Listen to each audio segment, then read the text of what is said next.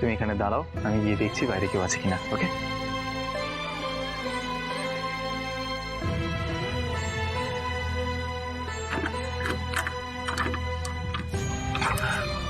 অদ্ভুত ব্যাপার, দরজা খুলছে না কেন?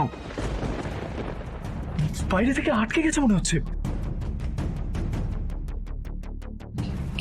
কি বলছেন কি ছোট সাহেব? দরজা আটকে গেলে আমরা বেরোবো কি করে? আমি বুঝতে পারছি না, সেটাই ভাবছি কি করা যায়। ছোট সাহেব, আপনি ভালো করে চেষ্টা করেছেন, আমি একবার গিয়ে চেষ্টা করব। আরে লাভ নেই কুসুম, আমি দেখছো তো চেষ্টা করছি, কিছুই হচ্ছে না।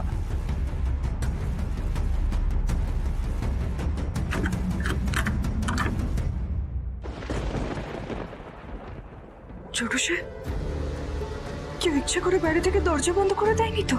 হ্যাঁ রাইট, সেটা হওয়ার চান্সই সব থেকে বেশি কুসুম।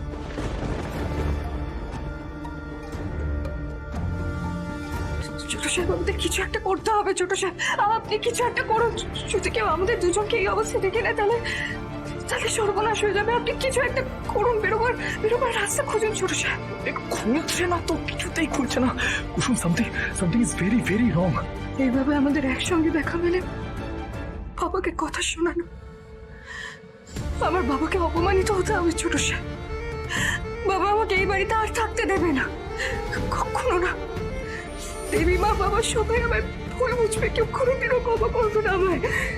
ছোট সাহেব, কিছু একটা করুন। ছোট সাহেব, বাবা আর দেবী মা কোনোদিনও আমায় ক্ষমা করবে না। ছোট সাহেব, বাবা দেবী মা কোনোদিনও ক্ষমা করবে না আমায়। কুসুম এরকম কিচ্ছু হবে না। আমরা এমন কিছু করিনি যে আমাদের সাথে খারাপ হবে। তুমি শান্ত হও, শান্ত হও।